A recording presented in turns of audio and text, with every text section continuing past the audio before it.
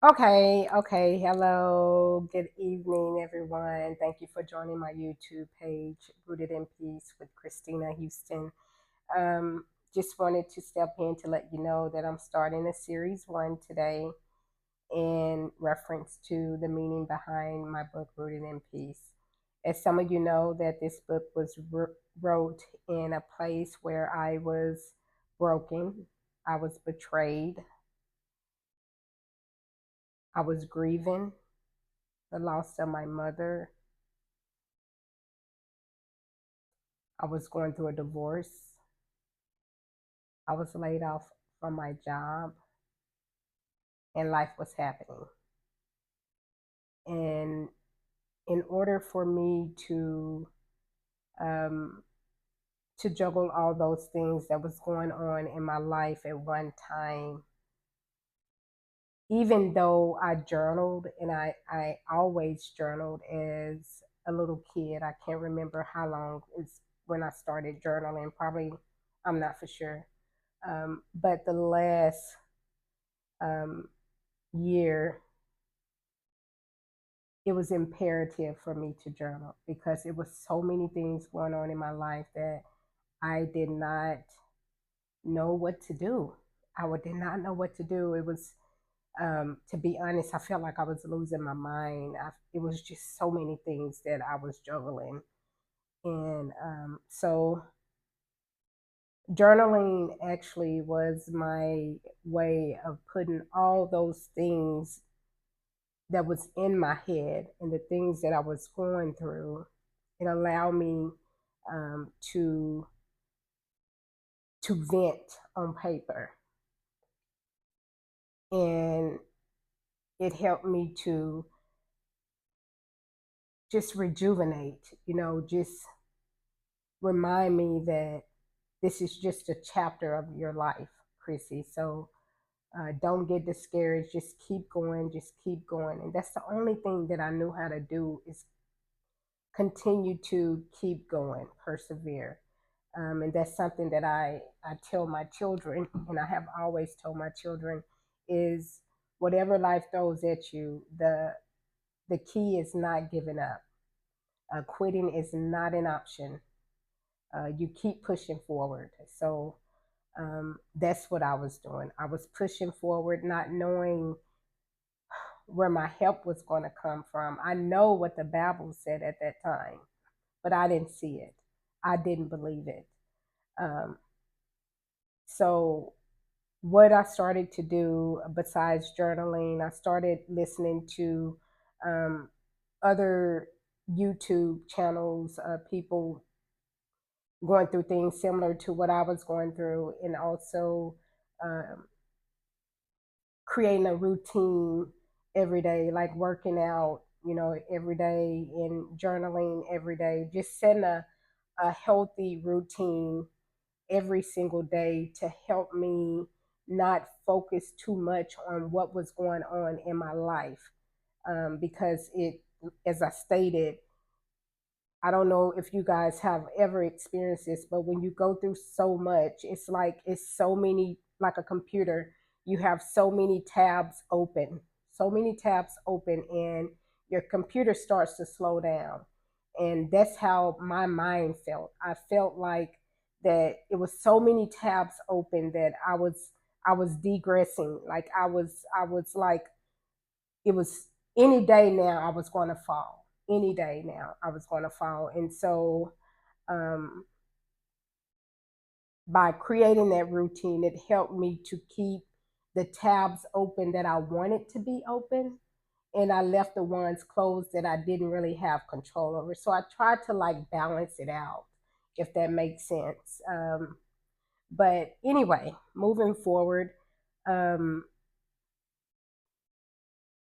balancing it out, it wasn't easy because I was living with my husband at the time, but I had an exit plan, but I didn't know when I was going to execute that plan. So while having to live there with him, mind you, I don't have a job. So, and I'm Ubering every day. So that's another thing. Oh my God, I don't know how I left this out. Whew.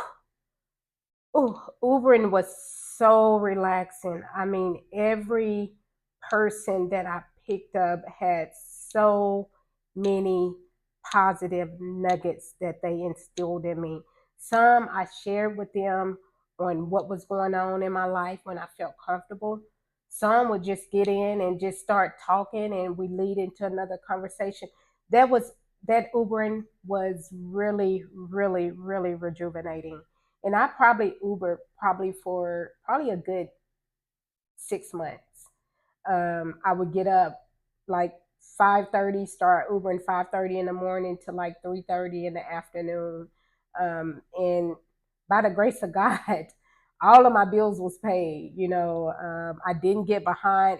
It's just the grace of God. It was the grace of God. So anyway, back to what I was stating when I was living with my um, husband, where we both were staying in the same house, and I stayed in the guest room, and he stayed in, the master's room, and so it was more like roommate.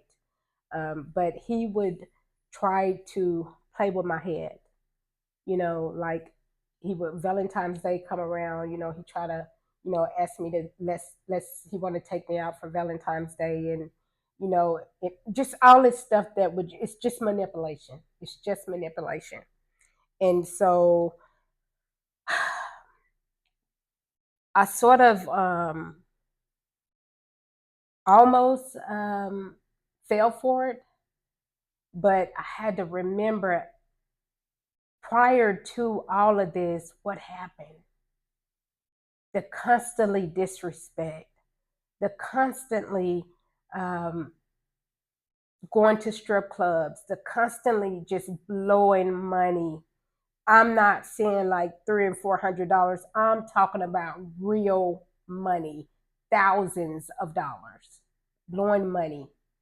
And mind you, I couldn't say anything because that was his money. To him, that was all his money. So, but I did get smart. I did get smart until he took my name off our joint account. Is every time that he would go to the strip club and withdraw money, I transferred that same amount into my own personal account. And I did that quite often. He got mad about it. But if you're going to trick off money like that, you're going to give it to some females that's doing who knows what, I'm going to pay myself. You're not going to give it to me. So I'm going to pay myself. So I sort of stacked when he was ditching out, I was stacking my money in my account until he closed our account. Well, took me off the account. But anyway, I almost fell for the Valentine's Day stuff and all that, whatever, and I told him, like, I'm done. Like, there's no need for us to be going to no Valentine's Day dinner. There's no need for you giving me a card. This is over. And the only reason why I'm still here is because I'm not financially stable to leave yet. I'm not financially stable to leave yet. And he did everything in his power. So he knew that with me Ubering, I was actually still helping him with the rent. I was giving him my half of the rent, and I was helping with our insurance um, as well on our cars. And I knew if I continued to do that, that's going to keep setting me back, and I'm not going to be able to exit when I want to. And so, mind you, all this time that we're staying in the same house together, um, I'm paying the divorce lawyer. Oh my God, every time I just think about and talk about this stuff, I'm paying the divorce lawyer. This guy is not helping me pay anything, like absolutely nothing. And he didn't pay for the divorce. I paid for the divorce. And I just want to put that out there.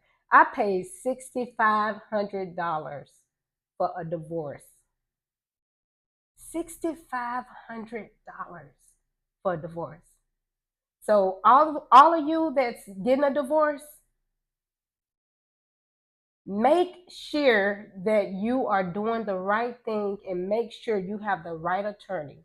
But because the attorney that I had, she got over. But all I can say is God is good.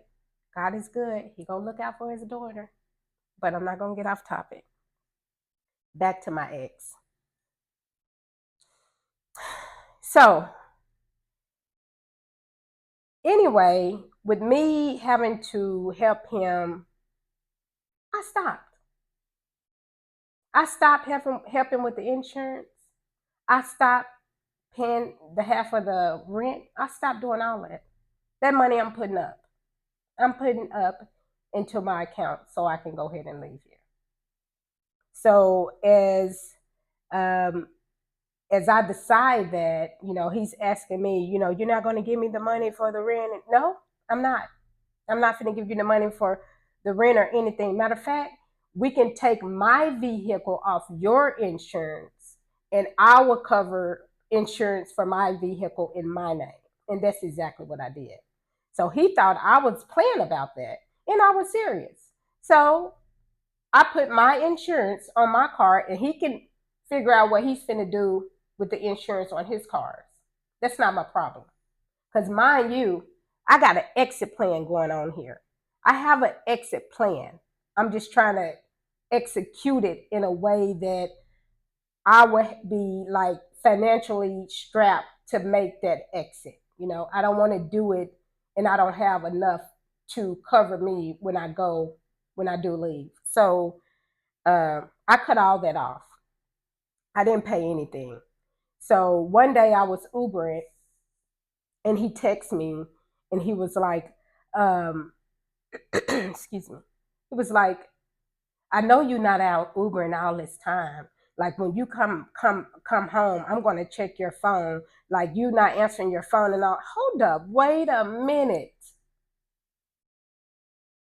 I'm gonna stay clean right here because I was gonna call him something, but I told him we're not together. One, we're not together. Two, I'm not trying to be with anybody. Three, I'm trying to make my money so I can leave you, dude. Like, what do you not understand? This is not a joke. I am serious. But he always think that I would go back on my word like I have been. This time it was concrete. It didn't move. I meant every bit of what I said. So I told him, when I get back home, you're not going through my phone. And I am Ubering. Well, how you Ubering and you ain't bringing no money and you ain't paying no bills? That ain't none of your business. Nothing I do is none of your business, period. So when I made it there, he's sitting down at the kitchen table like a lost puppy. I just walked in like it wasn't nothing. Just walked in, went straight to the guest room, did my thing and all that, blase, blase, or whatever. He comes knock on the door.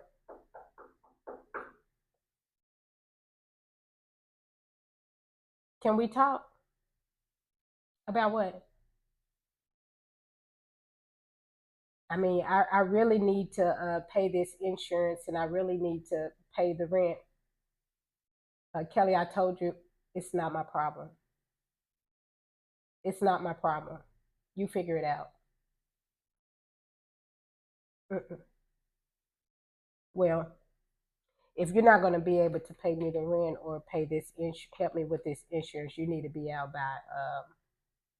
I think he told me March the 6th because his mother was coming March the 15th. So I need to be out by March the 6th. I said, okay. So while he's doing all this, trying to make it just so hard for me and try to stress me out, that didn't even bother me. It was no harm taken. It didn't even stress me. I didn't have a weight on me like, oh, I got to find somewhere to go.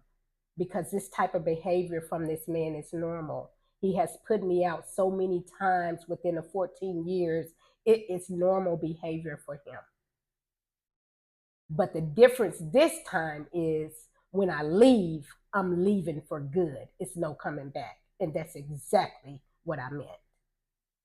So a few weeks went past, and again, I'm not paying him anything. You know, he's just acting like he's just down on his luck. I don't know why. This is what he told me. I don't know what's going on, but I think you need to be telling me your plans and what you're going to do and how you're going to do it. No, I don't have to tell you anything, boo boo. You already told me I got to March 5th or March 6th to get out.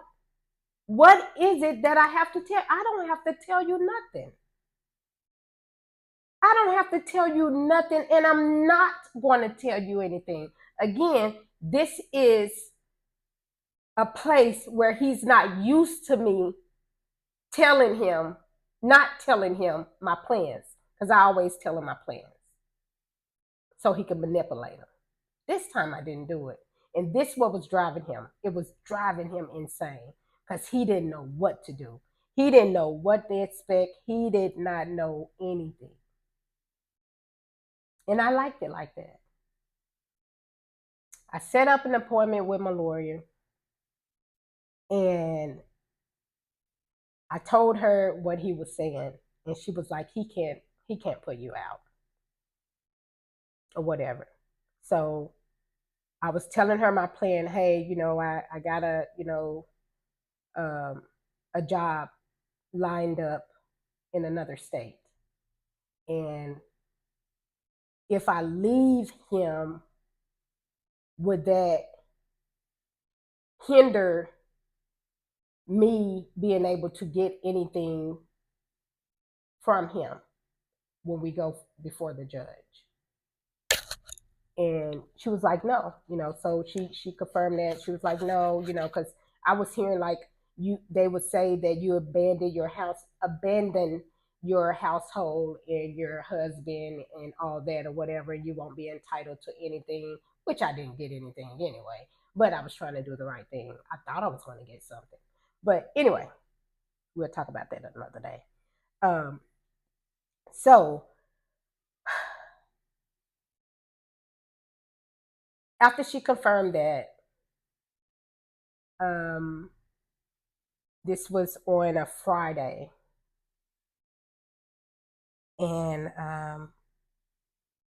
no, I think this was on a Wednesday or Thursday. I'm not for sure. It was in the middle of the week, and I received an offer from the job that was in a different state on that Thursday or Friday, and they wanted me to start that following week. And so I'm like, oh my goodness, this is moving too fast for me. But mind you, thankfully that I did like make the decision with not paying him anything. So I have a cushion put up for me to exit. Okay. I knew this day was going to come, but I didn't think it was going to happen that fast. So it happened. And so how that took place was after I got done Ubering on that Friday, I actually went to what did I do? Oh no! After I finished Ubering that Friday, he had texted me and told me that he was going to go to the bar or go. No, he said he was going to go fishing, and so I was like, okay, well, that's good.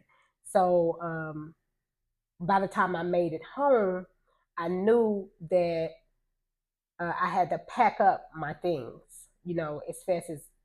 as possible. It wasn't a lot of stuff that I needed to pack because half of my stuff was in storage anyway, and the stuff that I did have there, um, it wasn't a lot. Mainly my clothes and everything.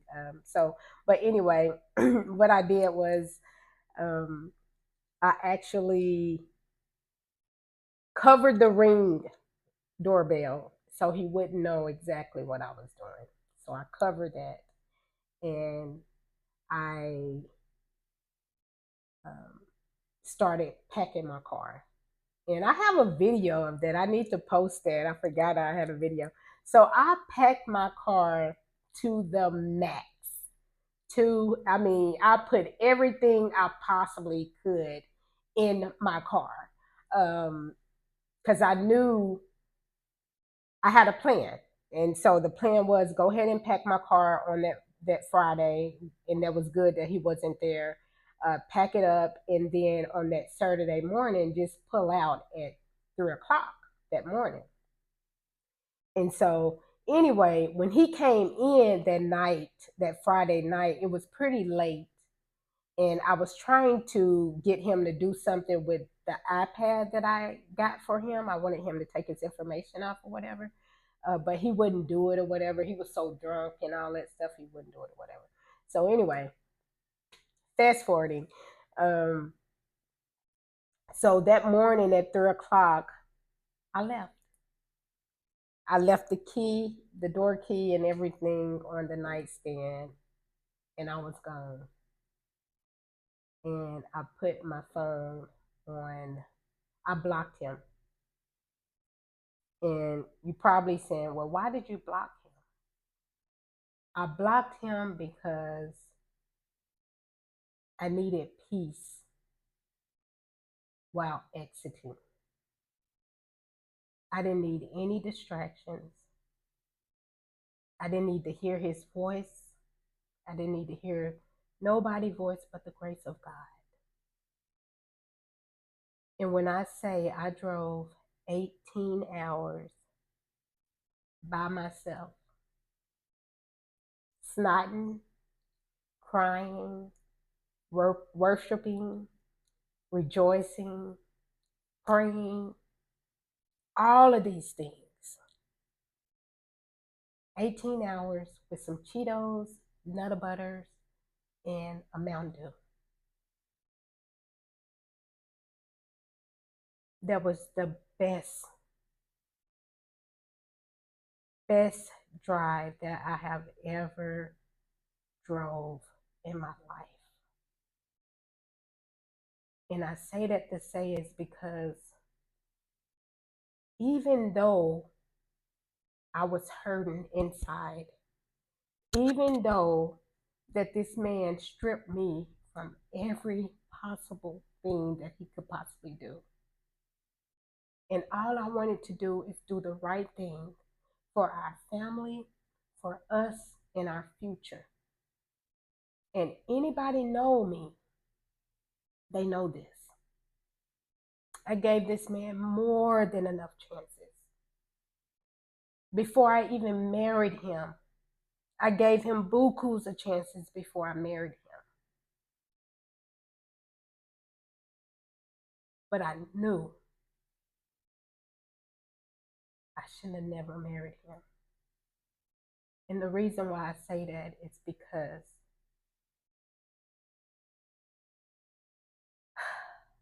looking back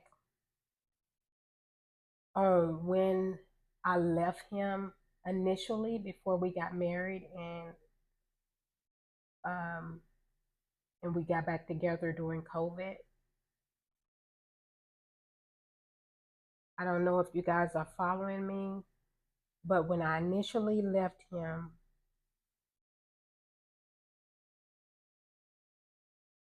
in 2019, and I had so much peace. 2020, I had so much peace. And it's like where I was in 2020 before I married him in 2021, when I left him this time, I picked back up where I was in 2020, if that makes sense. Everything God was doing for me in 2020, He started right back up when I relocated in 2025. That's how good God is. But you have to be aware. You have to know and hear God's voice. You have to pay attention. You have to pay attention to details when God is working through you. When I got here in 2025, it's been nothing but blessings. It's been nothing but blessings.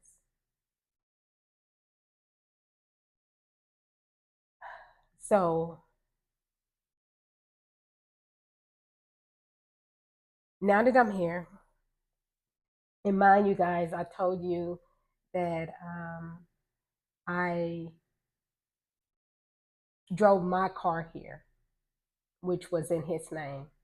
He made a point to put everything in his name. See how God works? This is another thing. So he put everything in his name because of his mama. Did you hear me? His mama. Mama plays a role in all of this, okay? So, but anyway, his mama um told him to do this. Just in case, I guess. This was a side conversation that they had. Make sure you put everything in his name.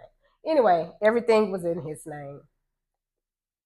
And so when I got here, got my job, I knew my number one goal was to give this car back to him. I don't want it. You didn't give me anything while I was there. You blew off bukus of money. You didn't give me anything in this divorce. I'm giving you your car back because God gonna bless me with another one. So I know some of you guys are like, well, you had him on block. How did you contact him or whatever? Email.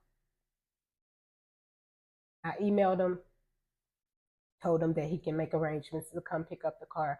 Oh no, you can keep it. That you can have that car. I don't want it. You can no, no, I don't want it. Mm-mm. Make arrangements to have it picked up. I already got my car, so I'm not driving it. So whenever you make arrangements to have it picked up, I make sure that the car is available for them to get it. I don't want anything from you because if I would have kept that car, that's when manipulation comes in again. I'm not having it anymore. Not from you or nobody. So he came and got the car. Well, he didn't come get the car. He had like a transport person to come pick it up or whatever, and he came to get it. Mind you, I still have not talked to this man.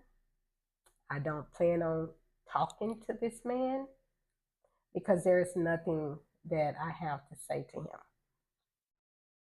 And I know some of you are probably like, excuse me, are you bitter? Have you forgiven him? Oh, most definitely I have forgiven that man. Because if I hadn't forgive him, I wouldn't be so at peace and happy right now. God would not have blessed me with so many things that has happened in my life over the year, over this past year. And he continues to bless me. He continued to show me. Has it been hard? It's been absolutely very hard. Very hard. Having to start all over at the age of 50? When I moved here, I had nothing. I had nothing but my clothes. Nothing. I had to leave my dog there. I couldn't even bring my dog at the time that I wanted to bring him when I left because my car was too full. And then I didn't know exactly where I was going to be staying. I was living in an Airbnb.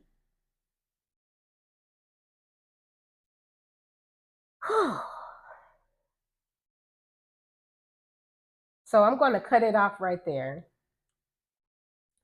and we will pick up on when I made it to my final destination. Again, thank you guys. I really, really do appreciate you guys, all the love and support. And then I just want to remind everybody, this video and this series on the meaning behind Rooted in Peace is not to bash my ex-husband. It's not to bash his mother. This is about women who have lost themselves at the hands of a man that thought he was a real man. Because we have a lot of men out there. I didn't have a real man, and I'm not knocking him. Maybe the next woman, he will be a real man too. But he wasn't to me. And he may feel like I wasn't a real woman. But I can say I went in it wholeheartedly, flaws and all. Women, have your own. Have your own cushion. Have your own. I had my own when I met this man. Buying my house at a job that I had been there for 15 years. Like, I had everything was going on good in my life. Do you hear me? Everything was going good in my life until I allowed this man to come in it. And it was one thing after another. I don't have enough time to even talk about everything that I went through with this man. But what I can say, don't deal with a man that he cannot detach with his mother. Don't deal with a man that try to be something that he ain't.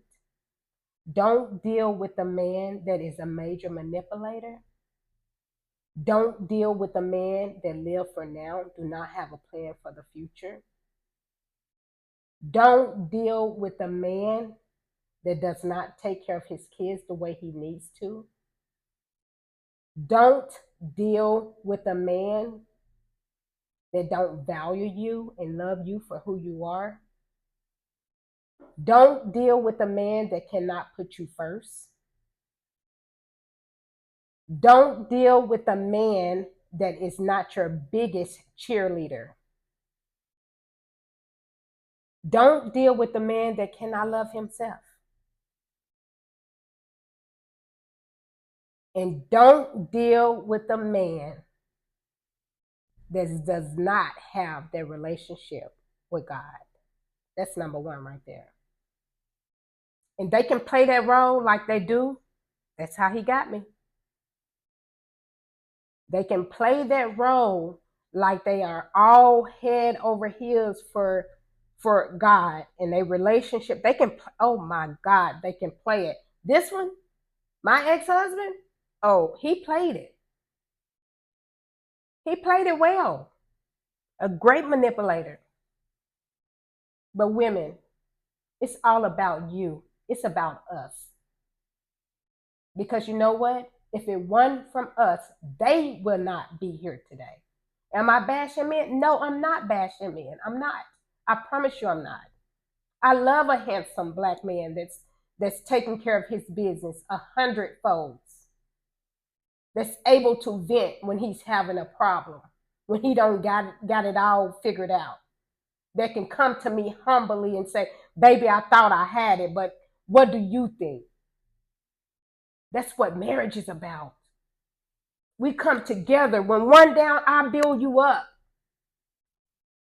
When I'm down, you build me up. We ain't gonna be down together. We can't. It's not, we're not built like that.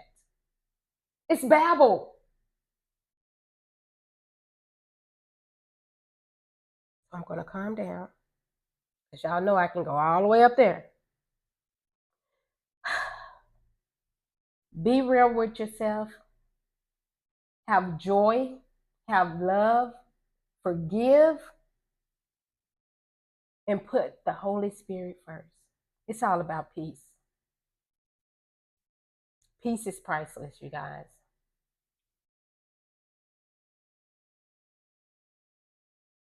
Thank you for joining my page. I know I got a little winded, but thank you guys.